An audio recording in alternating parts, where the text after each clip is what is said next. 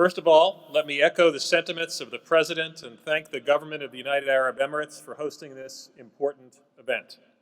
It is an honor for the United States to be the guest country for this year's World Government Summit, and a privilege for me indeed to address this audience today. And in particular, I'd like to thank His Highness Sheikh Mohammed bin Rashid Al Maktoum, Vice President and Prime Minister of the UAE and ruler of Dubai, whose leadership and vision made this year's summit possible. I am certain that the dialogue over the next few days will improve the work of national governments and multilateral institutions and enhance understanding of the roles of the private and public sectors in improving governance effectiveness. And in the process will advance security and prosperity for people all over the world. So thank you and congratulations. I would also like to acknowledge Ambassador Otaiba, who has been a tireless advocate for US-UAE cooperation and has become not only a trusted colleague, but also a true friend. Before I begin, let me express my country's deep support for the national innovation strategy that the UAE is currently implementing. This strategy represents a roadmap that will lead the UAE towards developing a more diverse, innovative economy, standing up more responsive, robust public institutions, and expanding the landscape for opportunity and prosperity for all Emiratis. Our countries are already partners in advancing this strategy. One example is in the area of space research and technology, where we are collaborating on the Al-Amal Mars exploration mission. Just this morning, I spoke with the esteemed Dr. Khalifa, chairman of the UAE Space Agency, about advancing this cutting-edge and important program. The UAE's commitment to innovation makes it a perfect partner for the US, given our President's commitment to directly tap into the values, ideas, and principles of the innovation economy. Under President Obama, the United States created the first ever US digital service in the history of our country.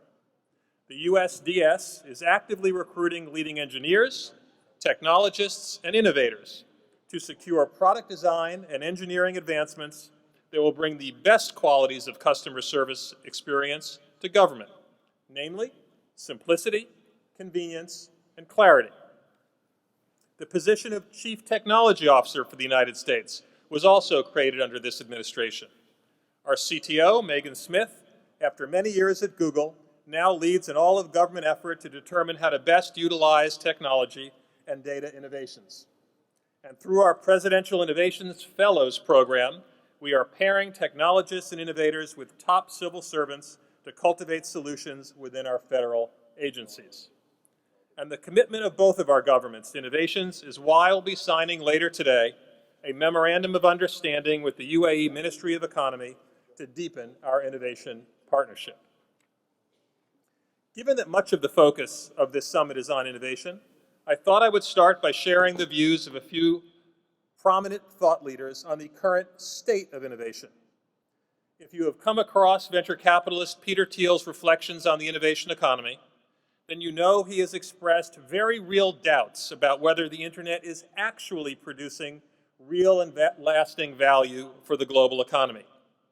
And if you are currently reading economic historian Robert J. Gordon's recent book, The Rise and Fall of American Growth, then you will be familiar with his thesis that the IT revolution is less socially important than the 5 great inventions that spanned the century between 1870 and 1970: electricity, sanitation, chemicals and pharmaceuticals, the combustion engine, and modern communication.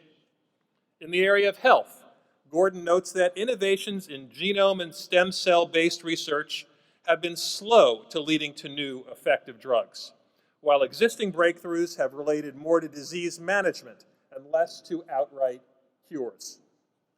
These arguments speak to a very fundamental concern, that the days when innovation was a force for socially transformative results, whether it be greater economic growth, improved or even breakthrough health outcomes, or extending the opportunity net, may, in fact, be stalling. Now, many will clearly disagree with this concern, particularly given the unprecedented changes that are developing right in front of us. Whether it is cloud computing creating scale on demand, the power of the Internet of Things, the sharing economy, which is democratizing scale and entrepreneurship, or the advent of autonomous vehicles. But regardless of where you come out on this debate, I would assert that given the potential of innovation in the modern economy to be a driver of prosperity, freedom, and social well-being, the responsibility of modern governments to play a shaping partnership role, to rise to meet challenges, and to aspire to deliver transformative and not merely incremental outcomes for their citizens is absolutely undeniable. Perhaps the best way to understand this new paradigm is to compare what has characterized responsible governance in the past with how responsible governance is and will be characterized in the future. In the past, particularly in a global economy that was driven by traditional industrial manufacturing, government was largely judged by how well it secured the ability of its citizens to achieve certain gains. Notably, gains that ensured physical, social, and economic well-being. But because governments of the present and future will be able to drive innovation of unprecedented scope and power, the very nature of responsible governance is being redefined. While the responsible government of the past was identified by how successful it was in securing its citizens' ability to achieve these gains, the modern responsible government will be identified just as much, if not more, by how successful it is in effectively enabling its citizens to achieve these gains. So let me mention a few examples of what the United States government is now doing to actively enable our citizens to achieve gains and improve their lives.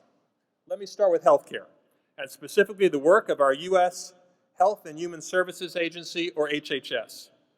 Because HHS recognizes that the healthcare challenge of today required disruptive ideas and actions to improve outcomes, it is now home to an internal venture capital fund, a series of innovation awards, an entrepreneur in residence system, and an innovator in residence program.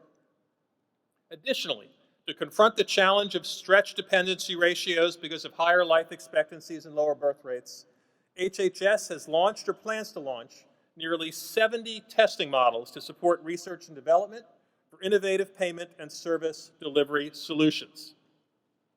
In education, our U.S. Department of Education's Innovation Investment Program has already provided $1.2 billion to expand and develop innovative practices. This includes approaches to improve the effectiveness of education in science, technology, engineering, and math fields, or STEM, particularly since these fields are sure to produce the fastest job growth and because competitive advantage in STEM requires early education. Finally, let me touch on some of the ways my agency, the Department of Commerce, is driving innovation by promoting a free, open, and secure Internet. Through our bilateral and multilateral engagement, as well as our trade agreements, we secure cross-border data flows by preventing and rolling back policies that require companies to maintain servers in countries where they do business, which is awfully costly and unnecessary. Through our work with private sector stakeholders, we are developing a framework to reduce cyber risks as well as protect privacy. And through our work to expand broadband access, we have facilitated the paving of more than 115,000 miles of new or upgraded broadband networks. And of course, all of these efforts are advanced by our deep commitment to intellectual property protections, particularly since we are operating in an economy where a company's most valuable assets are often intangible: its designs, its brand, its algorithm, and its processes. But I would like to take this one step further. If innovation has redefined what being a responsible government means in a domestic context, then it has also reinforced what being a responsible stakeholder means in a global context. And since last year marked the 70th anniversary of the United Nations, I think it is only fitting that I cite the UN Charter.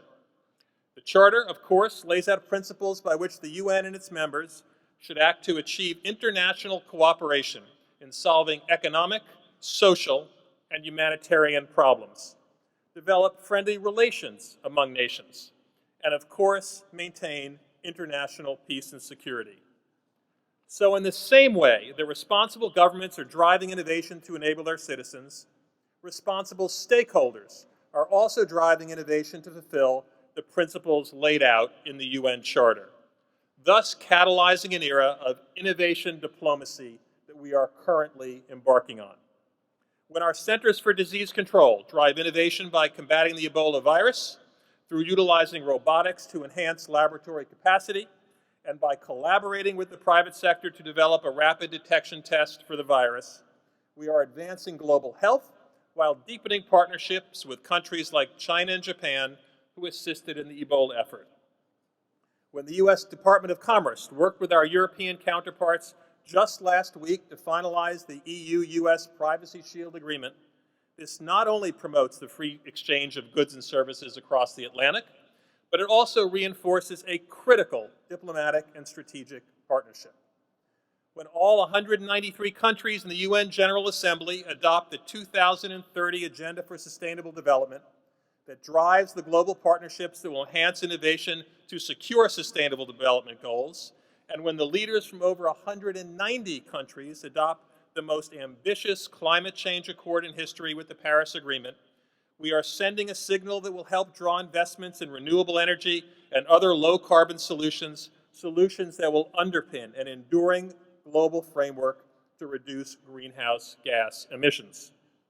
These and other efforts serve to deepen a long-term global innovation partnership, where nations work together to learn how they can better serve their citizens and advance and fortify those very pillars of international peace and security. Global populations that are stable, empowered, and free. Economic prosperity that is inclusive, expansive, and dynamic. And responsible governments that are transparent, accountable, and enabling. As the President just said in his remarks, our countries can learn from each other. We can make our governments even more responsive and accountable to our citizens. And that is precisely why this summit is so critical to the cause of sound governing of the future. Because for all of the 100+ nations assembled here today, it will deepen the very global innovation cooperation that will advance our political and economic interests, our strategic and diplomatic interests, and ultimately our global interests. And perhaps more importantly, this summit proves that the days when innovation can be a force for transformative outcomes, both for our citizens and for the international community, are indeed not stalling, but in fact remain well before us. Wa shukran. Thank you for listening.